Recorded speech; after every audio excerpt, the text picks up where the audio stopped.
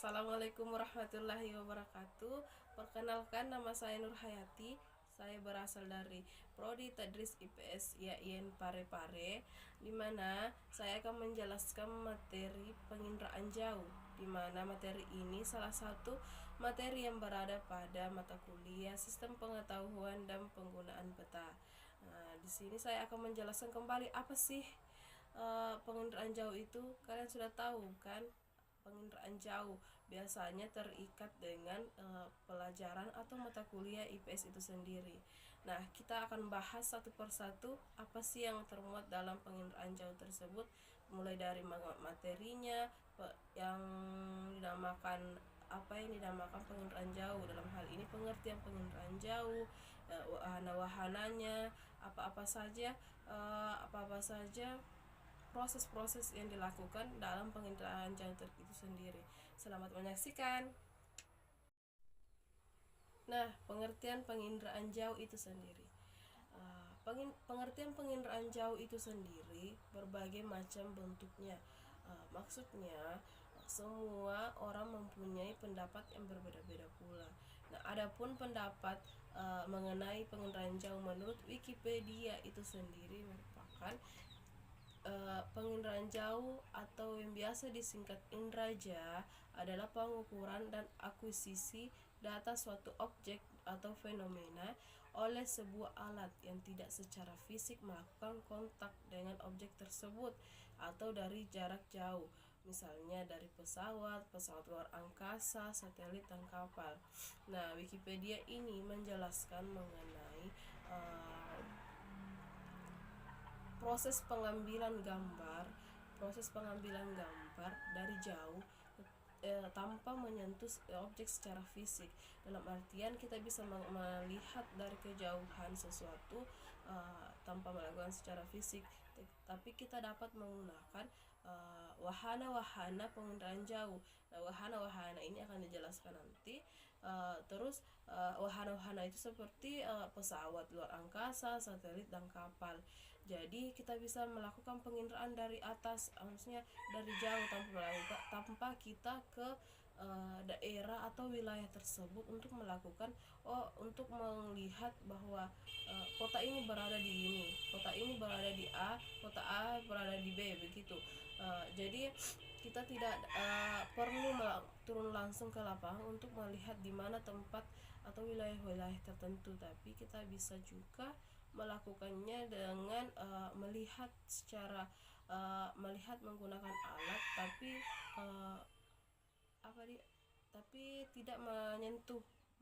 tidak tidak turun langsung ke wilayah tersebut, yaitu menggunakan penginderaan jauh. Nah, itu tadi pengertian penginderaan jauh menurut Wikipedia itu sendiri, dan ataupun secara umum ya kita melihatnya. Terus adapun pengertian penginderaan jauh menurut para ahli. Nah, saya rangkumkan 3 ahli saja ya, karena 3 ahli untuk sebagai sampel itu saya kira sudah cukup. Nah, menurut ahli pertama yaitu Colwell pada tahun 1984, yang mengatakan bahwasannya penginderaan jauh atau remote sensing yaitu suatu pengukuran atau perolehan data pada objek di permukaan bumi dari satelit atau instrumen lain di atas jauh dari objek yang diindra. Nah, menurut Colwell itu sendiri bahwasanya penginderaan jauh itu disebut juga dengan remote sensing, yang dimana untuk mengambil data di objeknya adalah permukaan bumi, tidak perlu turun langsung untuk ke wilayah tersebut, tapi dengan jarak jauh menggunakan satelit atau instrumen lainnya. Nah, hampir sama ya yang dikatakan Wikipedia tadi. Terus ahli yang kedua yaitu ahli Campbell, yang bernama Campbell ya, pada tahun 1987. Penginderaan jauh merupakan ilmu untuk mendapatkan informasi mengenai permukaan bumi seperti lahan, air, citra yang diperoleh dari jarak jauh. Nah, Campbell ini menjelaskan bahwasannya informasi mengenai permukaan bumi itu dapat seperti lahan, air dari citra yang diperoleh dari jarak jauh, ya hampir sama. Nah, maksudnya yang permukaan bumi ini dapat dilihat dari atas, maksudnya dari jauh, yang menggunakan instrumen-instrumen lainnya. Nah, adapun ahli ketiga yang bernama Lillesan dan Kiefer pada tahun 1979 menyatakan bahwa penginderaan jauh adalah ilmu dan seni untuk memperoleh informasi tentang objek daerah atau gejala-gejala dengan jalan menganalisis data yang diperoleh dengan menggunakan alat tanpa kontak langsung terhadap objek daerah gejala yang dikaji. Nah, menurut saya Lillensan dan Kiefer ini menjelaskan lebih detail lagi bahwasannya tidak hanya kita melihat mengamati dari kejauhan objek yang kita ingin teliti, tetapi kita juga dapat langsung menganalisis data tersebut. Dalam hal ini, apakah benar tempat A bentuknya begini, kita kan analisis sebelum kita menggunakan data tersebut, lihat salah benarnya begitu. Jadi menurut saya Lillensan dan Kiefer ini lebih menjelaskan secara rinci tentang penginderaan jauh tersebut. Nah, selanjutnya pengertian penginderaan jauh menurut Undang-Undang Dasar itu sendiri. Bahwa untuk melaksanakan ketentuan pasal 23 Undang-Undang Nomor 21 Tahun 2013 tentang keantaraksaan perlu menetapkan peraturan pemerintah tentang tata cara penyelenggaraan kegiatan penginderaan jauh itu sendiri. Nah, penginderaan jauh itu sendiri adalah menurut undang-undang ini penginderaan permukaan bumi dari dirgantara dengan memanfaatkan sifat gelombang elektromagnetik yang dipancarkan, dipantulkan atau dihamburkan oleh objek yang diindra. Nah, dalam artian sistem penginderaan jauh ini merupakan pemanfaatan sistem gelombang elektromagnetik. Nah, di sini dipengaruhi wahana-wahana yang digunakan oleh penginderaan jauh itu sendiri. Kemudian dihamburkan oleh objek yang diindra.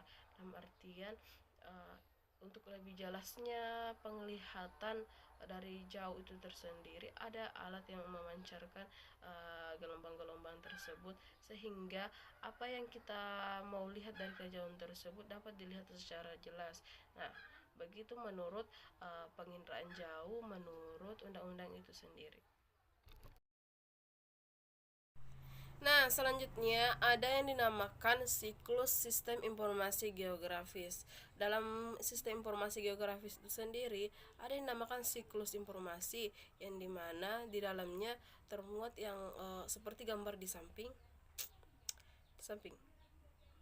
Nah, seperti gambar di samping itu merupakan tahap-tahap mulai dari pengambilan gambar, proses dari pengambilan gambar sampai menghasilkan suatu data yang akan dikonsumsi oleh publik begitu. Nah, yang kita mulai ya melihat siklus dari penginderaan jauh sendiri. Dimulai dari yang pertama, penginderaan jauh sumber tenaga. Sumber tenaga itu merupakan sumber tenaga yang diambil dari cahaya matahari, yang dimana yang dibutuhkan dalam penginderaan jauh itu sendiri cahaya matahari itu sendiri. Nah, kemudian dipantulkan ke atmosfer. Nah, untuk penjelasan mengenai nama-nama dari tahap-tahap informasi nanti saya jelaskan ya. Kemudian kita pantulkan ke atmosfer. Dari atmosfer kita pantulkan ke sensor. Nah, kemudian ada pancaran dari bawah yang merupakan tadi yang seperti saya jelaskan, ada gelombang elektromagnetik yang memancarkan cahaya. Nah, pancaran yang dari bawah itu yang memancarkan ke sensor. Nah, kemudian di sensor menghasilkan data baik itu data visual maupun digital. Nah, kemudian menghasilkan citra maupun non citra. Nah, non citra hasilkan citra dan non citra. Terus citra menghasilkan aneka pengguna data. Dalam artian itu dalam artian penggunaan data itu manusia-manusia yang mengkonsumsi data yang telah diolah dari berbagai tahap-tahap sebelumnya. Nah, setelah diolah akan menghasilkan aneka penggunaan data yaitu orang yang menggunakan data tersebut. Nah, ini penjelasan sedikit mengenai siklus informasi dalam penginderaan jauh.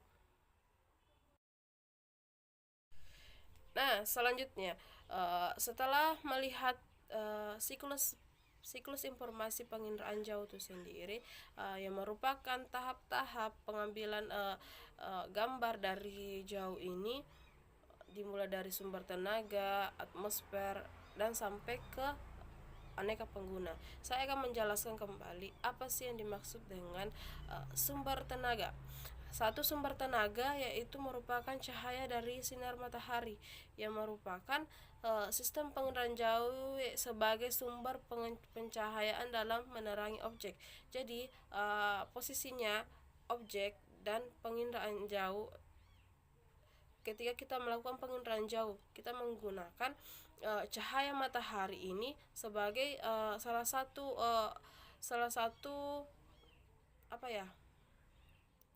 instrumen dalam melakukan penginderaan jauh untuk menerangi si objek ini. Tetapi dalam pencahayaan ini terbagi menjadi dua. Ada yang dinamakan sumber tenaga pencahayaan dengan cara pasif, dan ada pula yang aktif. Ya, pasif ini termaksud dalam golongan cahaya matahari itu sendiri. Nah, sedangkan aktif ini memanfaatkan tenaga gelombang elektromagnetik seperti cahaya lampu untuk menerangi objek tersebut. Nah, selanjutnya ada yang dinamakan atmosfer. Nah, atmosfer ini merupakan gelombang cahaya yang dipancarkan oleh matahari akan melewati atmosfer. Jadi setelah tenaga matahari ini cahaya matahari ini sudah dihamburkan, akan ada atmosfer yang gelombang yang dipancarkan oleh matahari akan melewati atmosfer, yang akan kemudian gelombang cahaya tersebut akan dihamburkan, diserap dan dipantulkan kembali atmosfer. Jadi dihamburkan dalam artian ini cahaya tersebut akan menyebar ke objek, akan menerangi keseluruhan objek, kemudian diserap dan dipantulkan kembali ke atmosfer. Nah, setelah diserap, dipantulkan kembali ke atmosfer, bagian gelombang cahaya yang melewati jendela atmosfer tersebut inilah yang digunakan untuk kegiatan penginderaan jauh. Jadi cahaya yang berhasil melewati jendela atmosfer tersebut, ini akan digunakan sebagai kegiatan penginderaan jauh. Jadi yang melewati jendela atmosfer ini cahayanya akan digunakan sebagai penginderaan jauh. Nah, selanjutnya ada sensor. Sensor ini dapat disebut sebagai alat perekam objek yang berupa sensor kamera dan sensor non kamera. Nah, sensor dapat disebut sebagai alat perekam. Nah, betul sekali. Setelah ke atmosfer akan ditentukan lagi, akan kembali ke sensor. Nah, sensor ini merupakan alat perekam baik dalam bentuk kamera maupun non kamera yang akan menghasilkan data nantinya. Jadi peran sensor ini sangat penting, tetapi sensor ini tidak dapat digunakan secara individu saja. Maksudnya dia tidak dapat bekerja secara sendiri. Tentunya ada yang dinamakan wahana. Ada yang dinamakan wahana dalam penginderaan jauh, di mana wahana ini bertugas untuk membawa sensor. Mengapa dikatakan membawa sensor? Karena sensor tidak dapat merekam sesuatu secara sendiri begitu, karena diperlukan alat untuk membawanya dari ketinggian yang disebut ini disebut sebagai wahana. Contoh dari wahana yang digunakan dalam pengendaraan jauh sendiri seperti pesawat terbang, satelit, dan helikopter.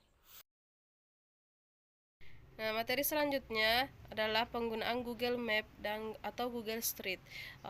Google Map dan Google Street ini merupakan salah satu dari hasil pengolahan data atau salah satu dari data sistem penginderaan jauh itu sendiri.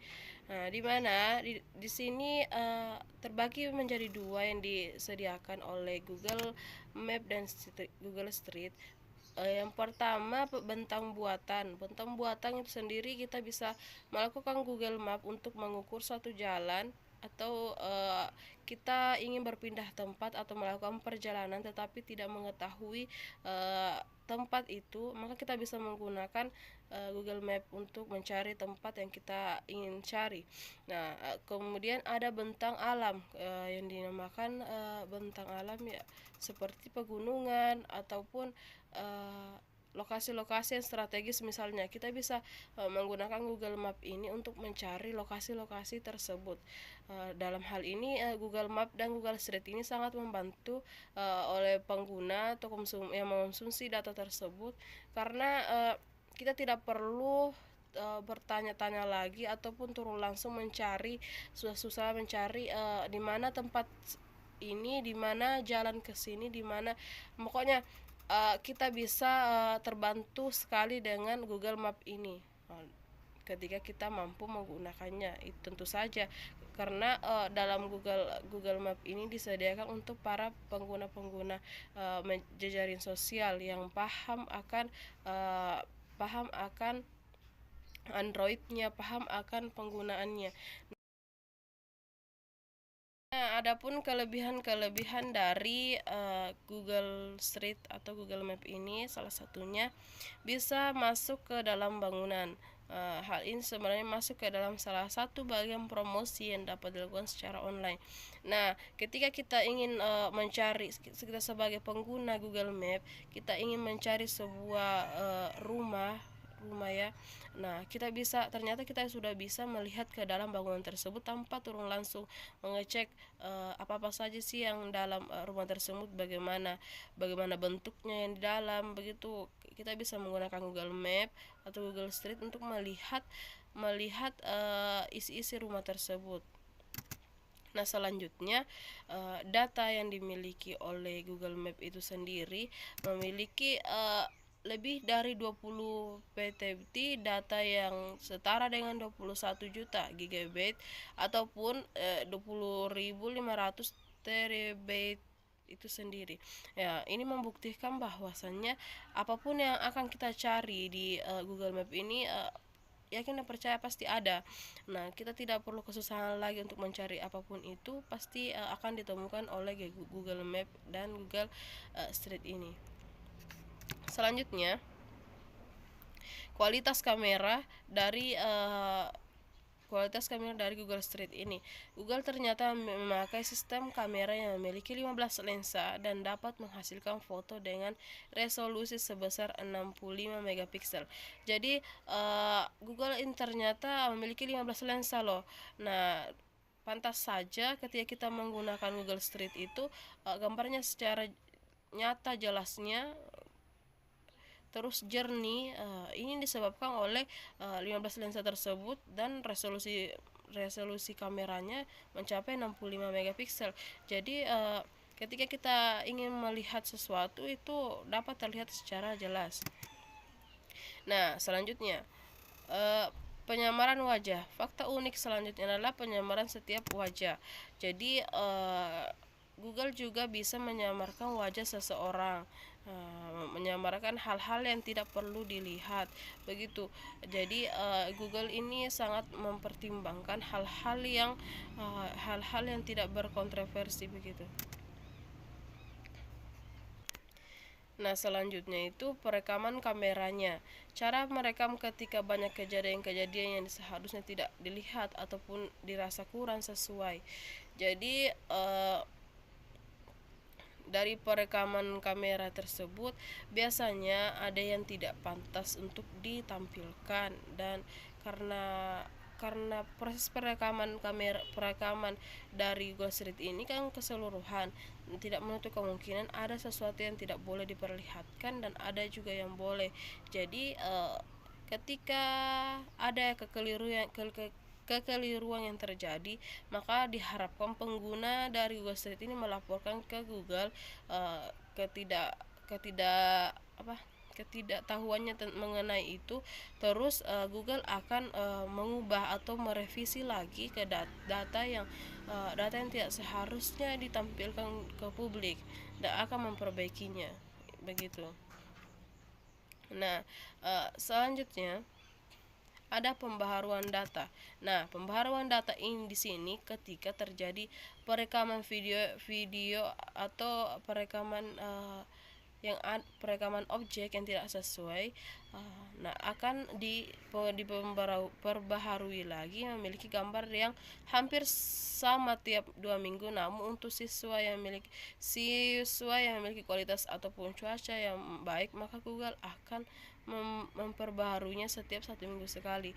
Jadi data-data tersebut akan diperbaharui oleh Google, karena ada juga data yang 1 tahun yang lalu dengan yang sekarang itu berbeda yang ada di lapangan. Jadi Google melakukan berupaya untuk melakukan pembaharuan setiap 2 minggu sekali supaya tidak ketinggalan begitu. Nah, cukup sekian dari materi kami. Kurang lebihnya mohon dimaafkan apabila banyak yang salah atau tidak sesuai. Kembali kepada diri kita masing-masing. Apabila diterima dengan baik, alhamdulillah. Apabila ada yang tidak baik, buang-buang ya. Cukup diambil yang baik-baiknya. Okay, thank you for attention. Take care of your health. Just stay at home. Assalamualaikum warahmatullahi wabarakatuh.